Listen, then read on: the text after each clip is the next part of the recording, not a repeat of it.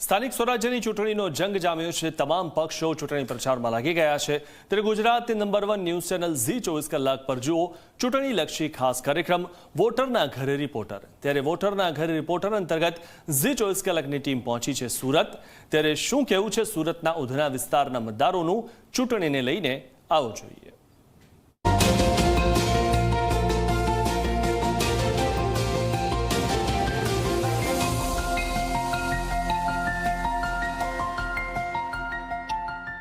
નમસ્કાર, હું છું ચેતન પટેલ। તમે જોઈ રહ્યા છો જી 24 કલાકના વિશેષ કાર્યક્રમ વોટરના ઘરે રિપોર્ટર। સ્થાનિક સ્વરાજની ચૂંટણીને લઈને હવે પરગમ શરૂ થઈ ચૂક્યા છે। ત્યારે જી 24 કલાકની ટીમ આવી પહોંચી છે ઉધના શાંતિનગર વિસ્તારમાં। અહીંની મુખ્ય સમસ્યા શું છે, જે મતદારો છે તેમનો મિજાજ શું છે તે જાણવાનો પ્રયાસ કરીએ। જે લોકો છે તે લોકો પાસે હવે શું મિજાજ છે તેમનો, 5 વર્ષમાં કામ થયા છે કે કેમ તે અંગે જાણવાનો પ્રયાસ કરીએ। અમારી સાથે સ્થાનિક લોકો જોડાયા છે, તેમની સાથે આપણે વાતચીત કરીશું। જી, શું કહેશો, આ 5 વર્ષમાં શું સમસ્યા? હું શાંતિનગરનો રહેવાસી છું। અહીંયા વિધર્મીઓ ઘણા વસી ગયા છે। અસાનધારા માટે જે નિયમ છે એના માટે આપણા ધારાસભ્ય મનુભાઈ પટેલે રજૂઆતો મૂકી છે, પણ એ અસાનધારાનો કોઈ નિર્ણય અહીંયા આવતો નથી। વિધર્મીઓ મકાનો લેતા રહે છે, ઘણા વધી ગયા છે। એટલે જો બને તો અસાનધારો અહીંયા લાગુ કરાવો।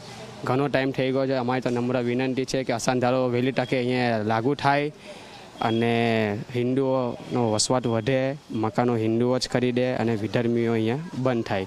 આ જ એક વિનંતી છે। અહીં મુખ્યત્વે જે અસાનધારાનો મુખ્ય સમસ્યા છે। બેન, આપની શું સમસ્યા? અમારા આ છે ને કચરો નાખી જાય છે ને, અહીંયા ઢગલા કચરા પડેલા હોય છે, કોઈ ઉચકતું નથી, ગાડી આવતી નથી ટાઈમસર, કોઈ દિવસ આવે કોઈ દિવસ આવતી નથી, બધી ગંદકી ફેલે છે ને બધી બીમારી ફેલે છે। બધા નાના છોકરાઓ છે, કોઈનો પેટમાં દુખે છે, કોઈનો તાવ આવે છે, કોઈને ટાઇફોઇડ થાય છે, એ બધું આ ગંદકીના લીધે થાય છે। બધા કચરા નાખી જાય છે, ઢગલા કચરા પડેલા છે। આપની શું સમસ્યા? અમારે આ પાણી ગંદુ આવે છે અને અમે વોટિંગ આપીએ તો હું લેવા વોટિંગ આપીએ છે કે પાણી તો સારું આવવું જોઈએ છે। સરકારને સમજવું જોઈએ ને કે આ પાણી સારું આવવું જોઈએ। અમે આટલા વર્ષથી રહીએ છીએ તો આમ બીમાર પડે છે બધા, ઝાડા ઉલટી થાય તો એ ક્યાં જવાનું પછી? આપની શું સમસ્યા મૂળ? અમારે આ ગંદકીની સમસ્યા છે, જે અમારે પાણી ગંદુ આવે છે। ઓલરેડી અમારે અહીંયા ઢગલા કચરાના નાખી જાય છે બધા। ગમે કેટલી વાર અમે ના પાડીએ છીએ, તે છતાં કોઈ માનતું નથી ને અમને ત્યાં અરજી કરીએ છીએ તો અઠવાડિયામાં એકવાર આવીને કચરું ઉઠાઈ જાય છે। ત્યારે અમારા ઘરમાં બધા છોકરા માંદા પડે છે, ઝાડા ઉલટીના કેસ આવે છે, ટાઇફોઇડના કેસ આવે છે, તાવના કેસ આવે છે, તે છતાં બી કોઈ આમાં એ નથી લેતું।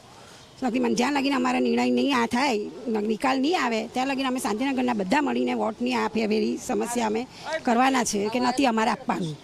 સ્થાનિક કોર્પોરેટર અહીંયા આવે છે ખરા? આવે વર્ષમાં 5 વર્ષમાં એકવાર અહીંયા ગણપતિનું એ હોય ત્યારે આવીને બસ હાથ એ કરીને ચાલ્યા જાય। વોટ આપવાનું હોય ત્યારે આવી જાય ને જોઈ જાય બસ કે હું છે હું નહીં। આપની શું મૂળભૂત સમસ્યા છે? અમારી સમસ્યા એ છે કે અમારી ગલી સાંકડી છે પહેલી વાત તો, ને ગલીમાં બહુ ઘણા બધા વાયરો છે ને વાયર બી બધા એકદમ નીચે, કો ઉપર એટલે જેવા હોવા જોઈએ એવા છે જ નહીં, એકદમ નીચે છે। આવતા જતા છોકરાઓ લાકડીથી કે ગમે તેનાથી એને હાથ મારીને વાયરને તો એ ખેંચી કાઢે છે, એવું કરે છે। એના લીધે પાવર ચાલ્યો જાય અમુક વાર।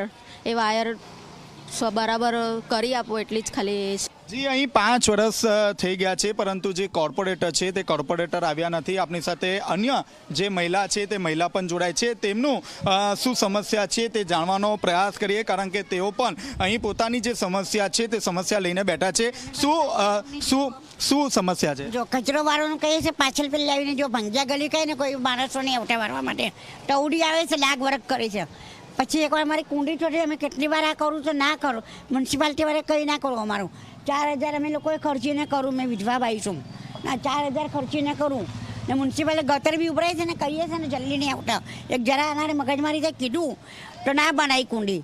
અત્યારે એટલી અડીબાજ કરે મ્યુનિસિપાલિટીવાળા, બધી બાજુ ગટરો સાફ કરે છે, ગાડી લાવીને અમારી ગલીમાં નહીં આવતા સાફ કરવા માટે। જી કાકા, શું બાઇકના કવરને તે બધું બનાવું છું, મારું વેસ્ટેજ વધારે પડે। હું ગુણમાં કચરો ભેગો કરું કે નીચે આવીને આપી જાઉં કે હું ઉપર એને 10 રૂપિયા આપું ને કચરો નાખવાનું કહું, પણ નહીં લઈ જાય કચરો। એ મારે બીજા માણસને પૈસા આપીને ખાડી પર મોકલવો પડે, બીજું શું થાય? તો આ હતો ઉધના શાંતિનગરના મતદારોનો મિજાજ। અહીં વર્ષો જૂની જે સમસ્યા છે તે ડ્રેનેજ, ખાસ કરીને કચરો, અસાનધારાની જે સમસ્યા છે તે વર્ષો જૂની છે. હવે જોવાનું એ રહ્યું કે આ જે સમસ્યા છે તે મતદાન ઉપર કેટલી અસર જોવા મળે છે. કેમેરામેન વિજય બેસાણે સાથે ચેતન પટેલ, ઝી મીડિયા, સુરત.